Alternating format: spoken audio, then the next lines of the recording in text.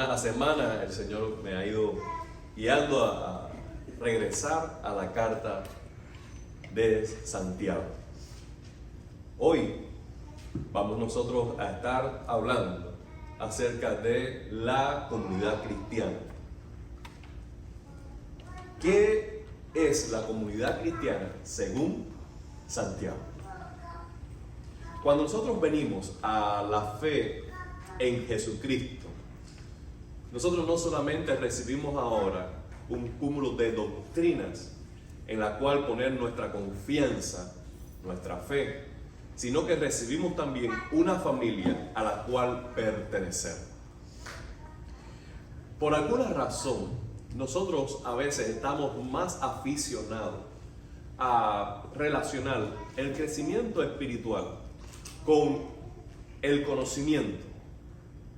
Y es cierto que el conocimiento, principalmente el conocimiento que tenemos acerca de Dios, es de las cosas más importantes en nuestro desarrollo espiritual.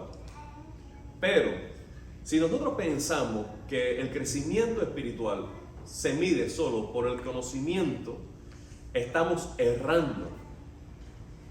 Dice el apóstol Pablo que el conocimiento envanece, pero el amor edifica.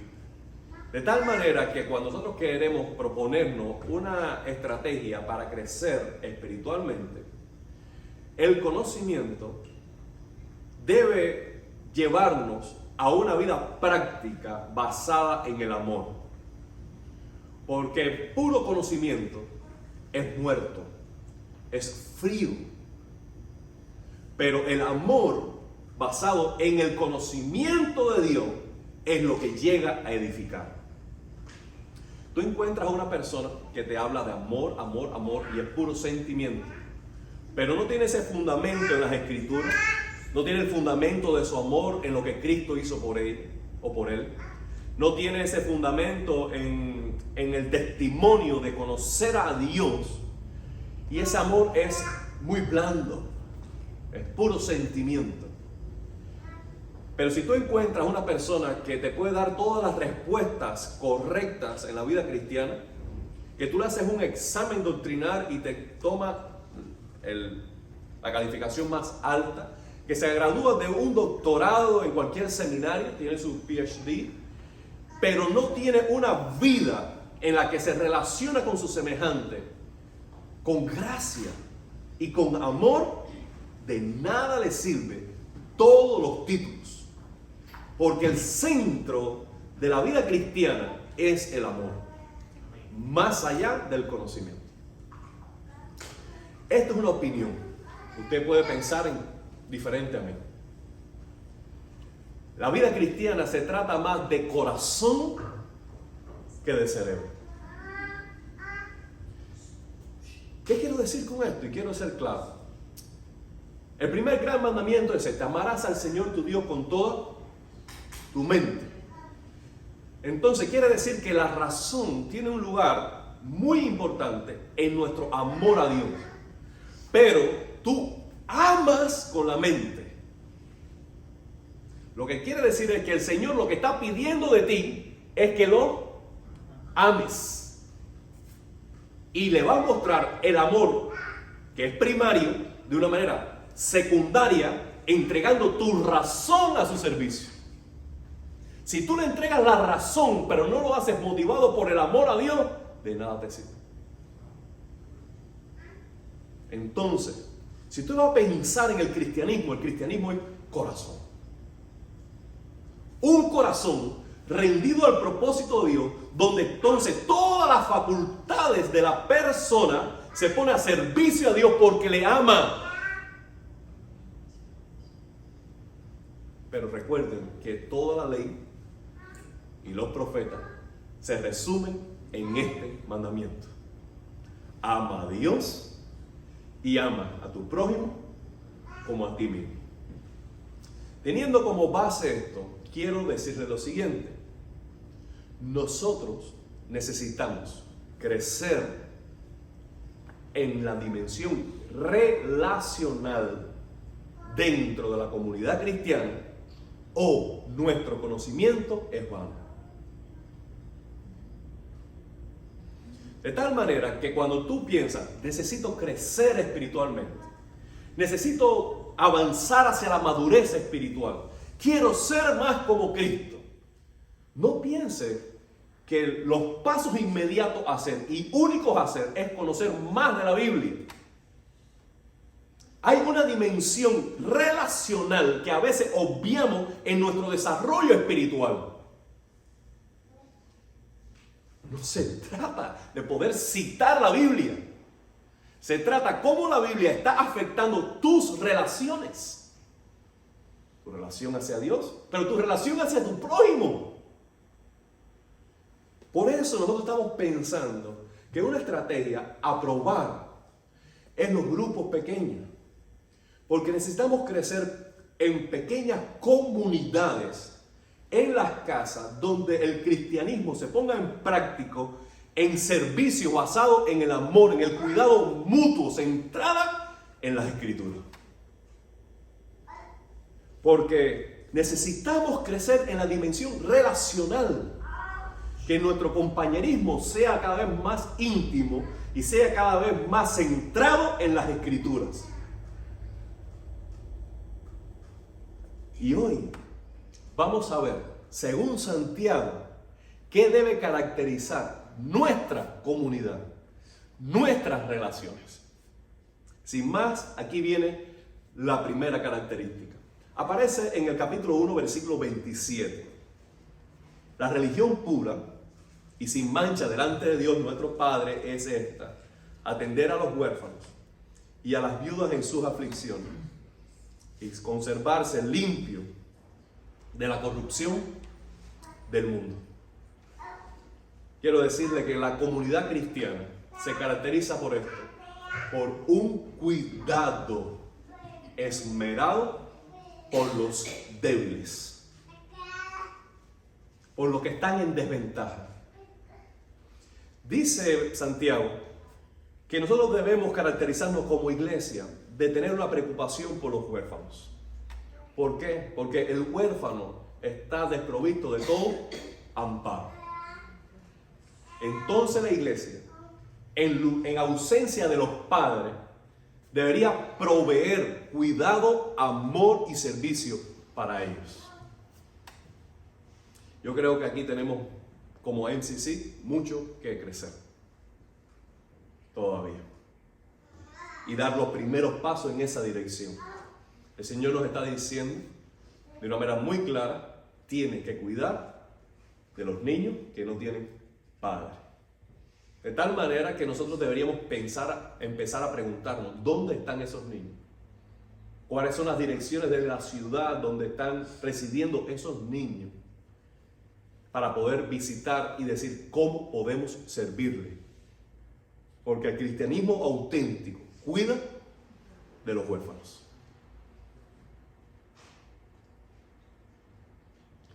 La iglesia también tiene que tener cuidado de las viudas. En el contexto bíblico, la necesidad de cuidar de las viudas era aún mayor que la de hoy en día. Porque ustedes saben que en la cultura bíblica del Nuevo Testamento, el hombre era quien proveía para la casa, de tal manera que en ausencia del hombre, la mujer quedaba sin ningún amparo de sostenimiento para el hogar. Cuando nosotros leemos las cartas apostólicas de Pablo, él está diciendo que la iglesia debe cuidar de las viudas, pero de las que son en verdad. Y le dice a Timoteo: haz una lista de las viudas. ¿Quién debe incorporar? Bueno, debe incorporar en esa lista de las viudas, en primer lugar, las mujeres que no sean jóvenes, porque las mujeres que son jóvenes no van a perdurar, con el favor de Dios, en ese estado de viudez y se van a poder volver a casar. Entonces pon allí las viudas que en verdad tengan un rango de edad donde no tengan como meta, no tengan como plan o propósito volverse a casar. Por la palabra que usa Pablo para Timoteo en este caso, dice: porque aquellas mujeres que se vuelven a casar faltan a su primer compromiso o decisión de permanecer en ese estado. Esa palabra que encontramos allí da la alusión como que después de enviudar hay una decisión de permanecer en ese estado para consagrarse al servicio de Dios. Y que estas mujeres iban entonces a quedar al cuidado de la congregación. Pablo dice, bueno, quienes quieran estar en esta situación, por favor, no acepten mujeres jóvenes. Que aprendan a estar ocupadas en buenas obras, porque si no andan de casa en casa y están chismeando en vez de hacer otra cosa mejor con su vida. Lo segundo que dice Pablo es que las viudas que no tengan hijos, si tienen hijos, los hijos deben aprender a cuidar de las viudas, porque el que no ha provisto para la casa ha negado la fe. Y qué interesante que el apóstol Pablo allí una vez más hace un link entre la fe genuina y el cuidado de las viudas. Quien no provee para sus padres, quien no provee para una mamá viuda, ha negado la fe. Es decir, que la esencia misma de la fe cristiana es cuidar de los desamparados. Cuando nosotros leemos Romanos capítulo 12, dice que la comunidad cristiana debe asociarse con los débiles. Me parece que lo que está en el corazón de Pablo es que a veces nosotros tenemos afición por las fortalezas de otros. Elogiamos la buena comunicación de uno, la manera de hacer negocio de otro, la moda que viste, la casa que tiene. La fortaleza es lo que nos atrae para hacer vínculo con otras personas, las fortalezas, las virtudes. Pero dice Santiago, la comunidad cristiana es el reino de Dios, con principios completamente diferentes. A la hora de buscar con quién asociarte, tú busca quién está desamparado. Porque tú no vas a llegar a la comunidad cristiana como para ver qué ella me va a ofrecer a mí, sino que tú estás llegando a la comunidad cristiana para decir, a ver, ¿quién necesita de mí? Esto es la esencia de quiénes somos como cristianos. Por eso estamos llenos de males en la iglesia contemporánea. Porque cuando nos ponemos en el centro de atención, los demás deben servirme a mí y deben proveer a mis necesidades. Y cuando no satisfacen mis necesidades, monto perreta como un niño pequeño. Déjame decirle que en casa todos servimos al más pequeño. Todos. Ninguno se sienta a esperar que Esdras haga algo por él. Bueno, lo mismo sucede en la iglesia de Dios. En la iglesia de Dios tú no te sientas como un niño a esperar que la gente te sirva, sino que tú, que tienes madurez cristiana, estás mirando a quién servir. Es una perspectiva diferente de comunidad. Nosotros no pertenecemos a esta comunidad porque valoramos los beneficios para tener una membresía. ¿Qué beneficio me das por esta membresía? Bueno, si tú eres miembro de Costco, te doy el tanto por ciento, puedes comprar este televisor, puedes pagar la gasolina más barata, te estoy ofreciendo beneficios para la membresía. Déjame pensarlo. Bájame el precio. Esa es la manera en que las personas se vinculan en una membresía, en una comunidad X. Pero la iglesia es otra cosa diferente.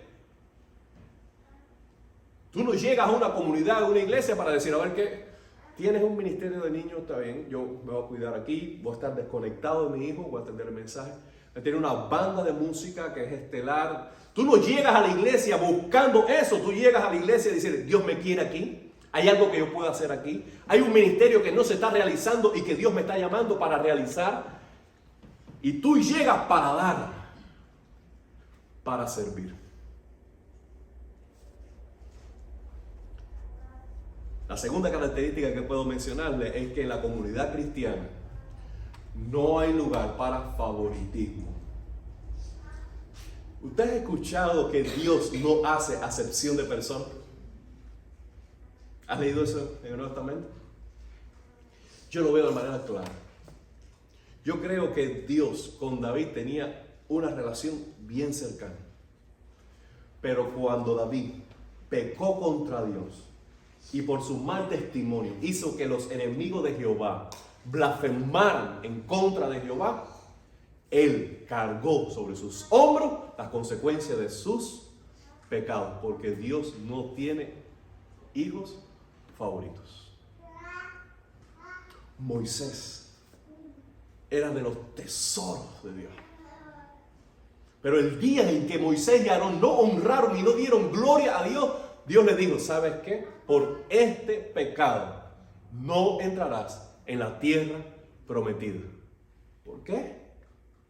Porque Dios no tiene favoritos. Usted ha conocido este vocablo que todo hombre tiene igualdad ante la ley. ¿Qué quiere decir esto? Estábamos hablando esta semana mi papá y yo. ¿Qué quiere decir esto? Que todos los hombres respondemos ante la ley de la misma manera. No importa si eres pobre o millonario, no importa si eres un ciudadano o eres un político, no importa el rango, la esfera, todo, si eres hombre, mujer, si eres blanco, negro, amarillo, si eres educado o analfabeto, todos respondemos de igual manera ante la ley. Hay algunas personas que piensan que pueden vivir en la vida fuera de la ley y que las consecuencias nunca les tocan.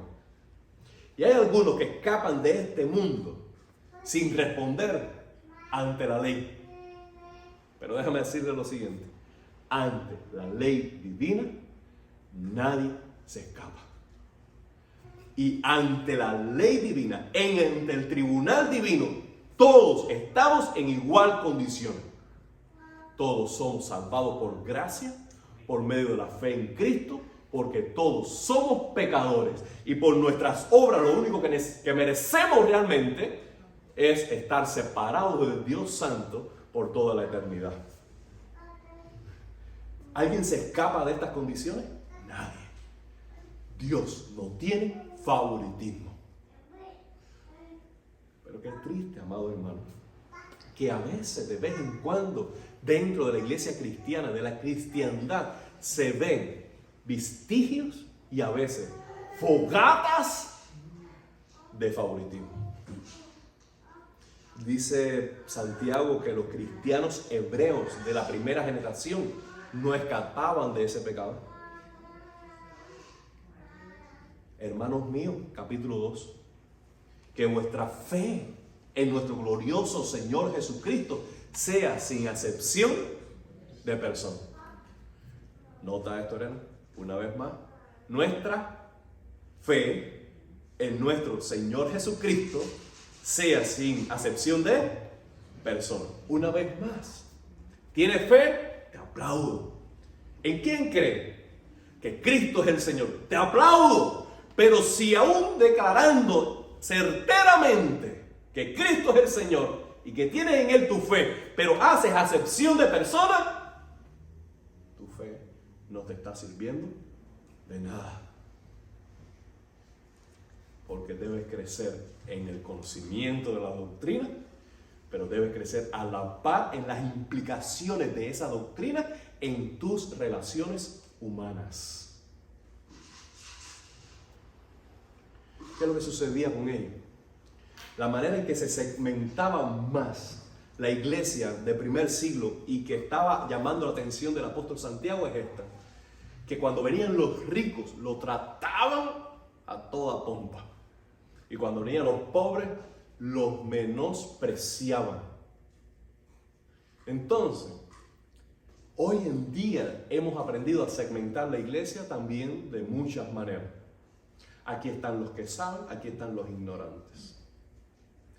Aquí están el liderazgo, aquí están los simples miembros que no hacen nada. Aquí están los músicos, aquí están los que, por favor, no hables para que no grites.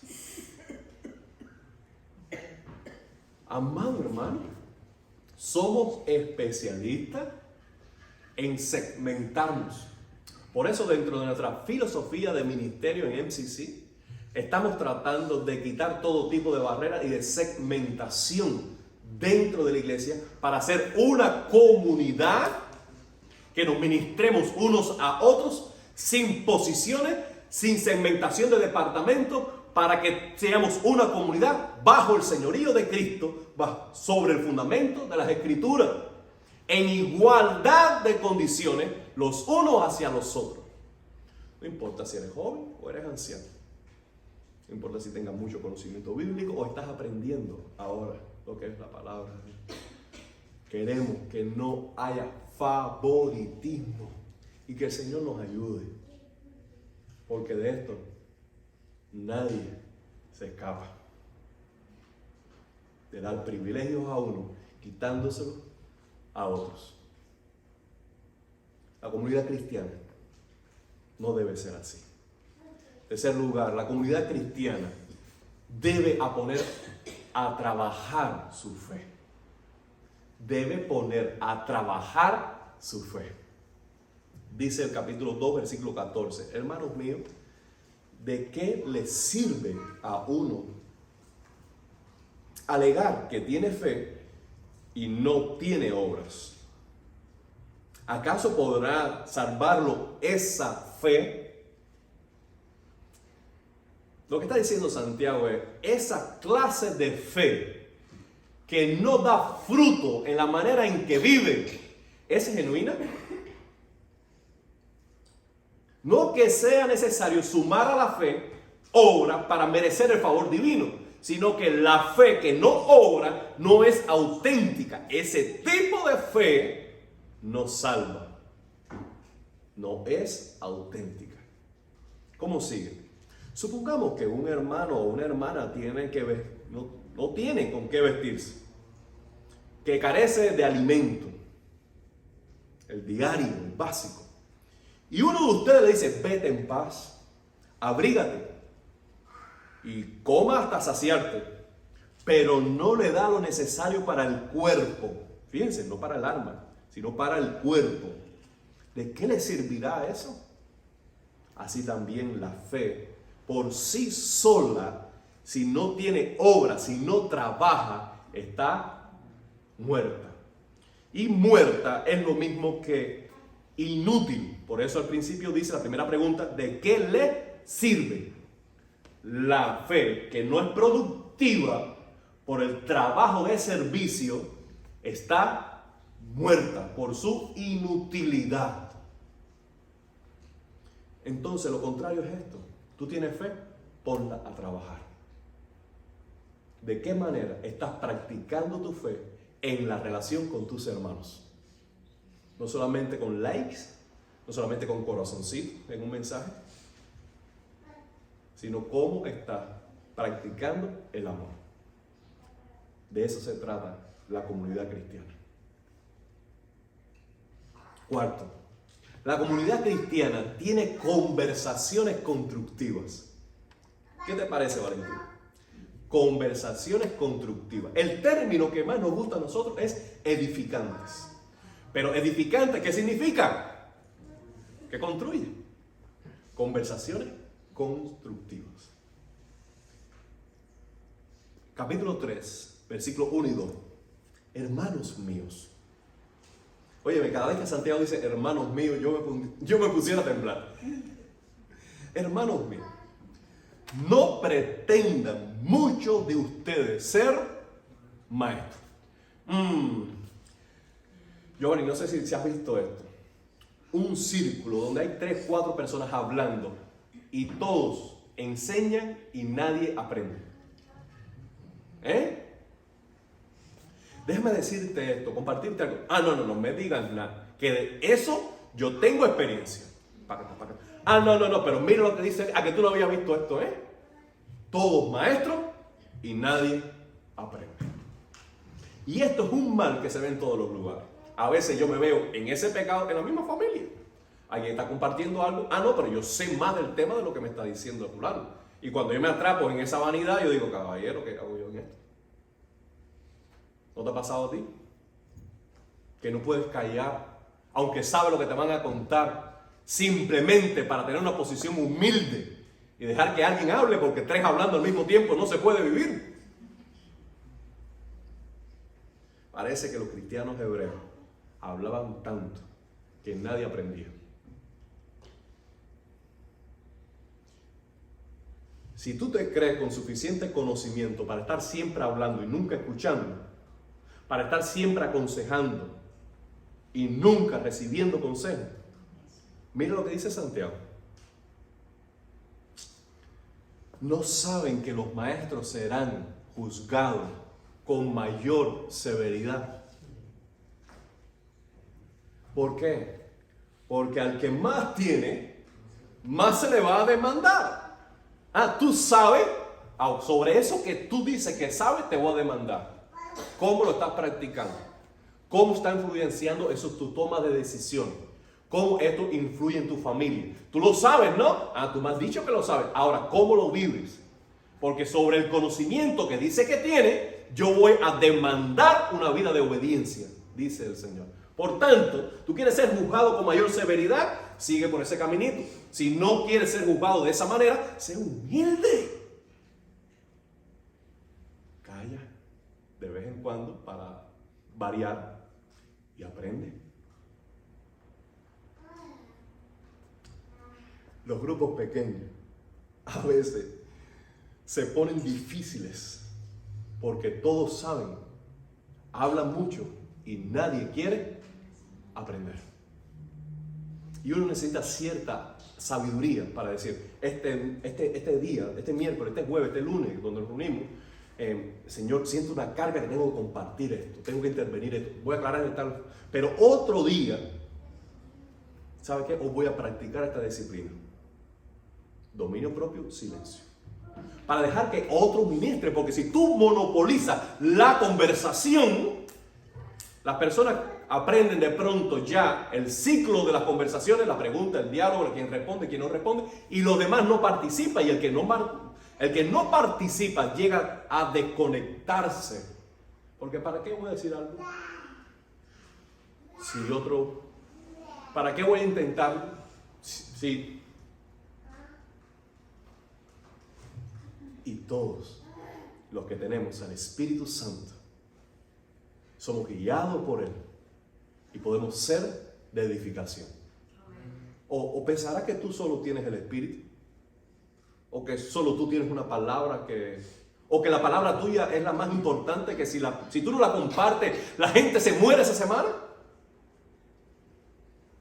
Amado hermano, la comunidad cristiana tiene conversaciones constructivas. Mira cómo sigue diciendo este versículo. Si alguien nunca falla en lo que dice, es una persona perfecta, capaz también de dominar todo su cuerpo. ¿Entiendes? ¿Has notado cómo que si estás hablando mucho, te estás creyendo maestro, pero si realmente eres maduro, dice Santiago, evidencia esa madurez dominando eficazmente tu lengua?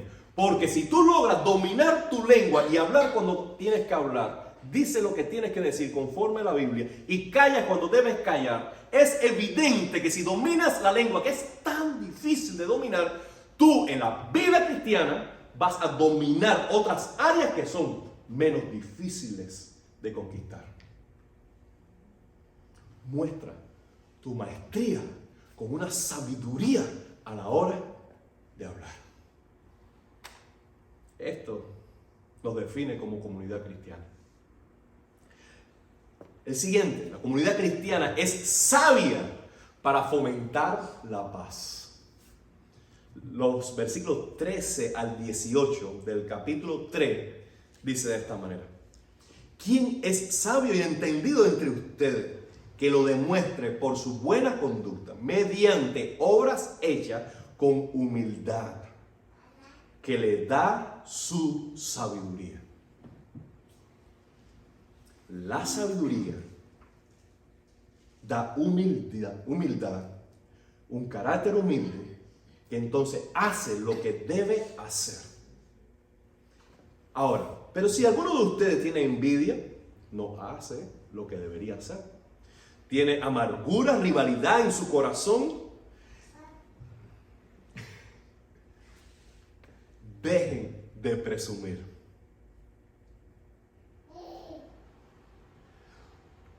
Y de faltar a la verdad. Ustedes no son sabios. ¿Por qué?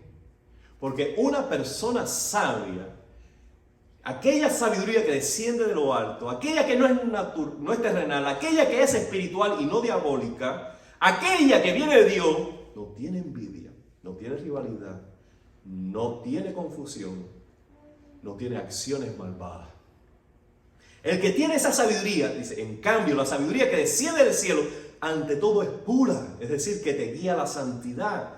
Además, es pacífica, respetuosa, dócil. ¿Conocen esa palabra? Dócil. Llena de compasión, de buenos frutos, imparcial. Una vez más, subraye. Sincera. En fin, ahora Santiago va a resumir lo que ha dicho. El fruto, la evidencia, las señales de justicia se siembran en paz para los que hacen la paz. Por eso es que estoy diciendo, la comunidad cristiana se caracteriza por una sabiduría que sabe construir, edificar la paz. Esto es algo también que sucede en cualquier grupo pequeño. Es difícil que aquí nosotros en un grupo grande, en un salón grande, se arme un debate donde haya esa rivalidad o ese descontento o esa división. Pero a veces en grupos más pequeños, la opinión es tan firme, tan férrea, que se te olvida el amor y el propósito de la charla y ya no es edificarnos en amor con las escrituras, sino es demolernos unos a otros con argumentos que solo lo que crea es división y no paz. El diálogo cristiano en un grupo de vida en la iglesia del Señor tiene como finalidad que al terminar el diálogo, al terminar la conversación, al terminar el tiempo de comunión, tú sientas paz. Esa conversación fue edificante. Cuando tú experimentas eso, tú tienes deseos de regresar. Recuerde la bienaventuranza del Señor. Bienaventurados los pacificadores, porque ellos serán llamados hijos de Dios.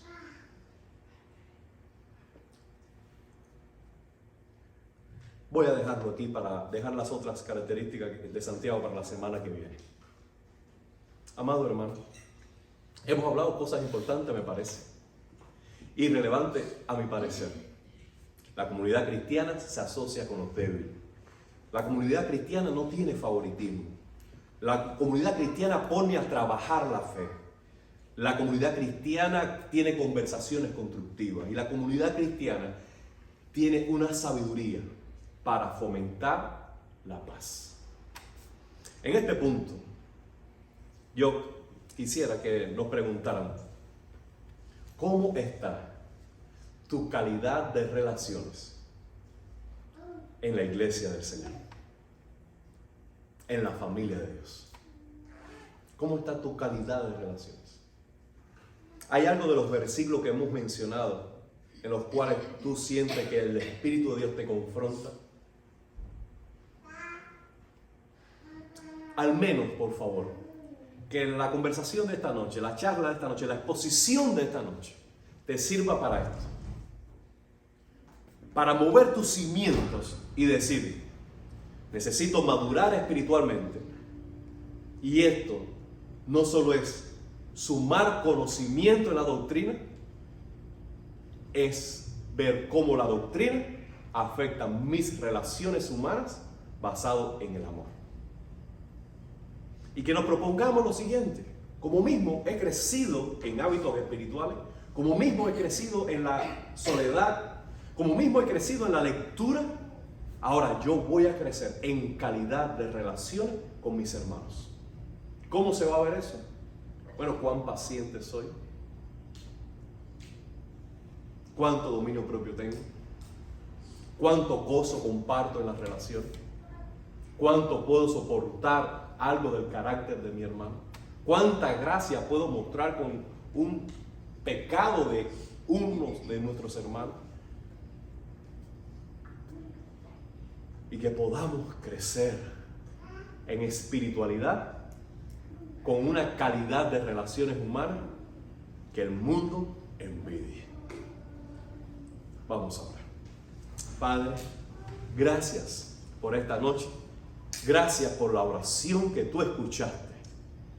Gracias por la alabanza que tú inspiraste.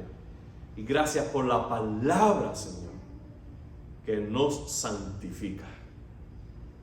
Padre Santo, que podamos tener un amor más sincero y profundo los unos por los otros. Que el mundo pueda ver que en esta comunidad está el reino de Dios. Y que somos felices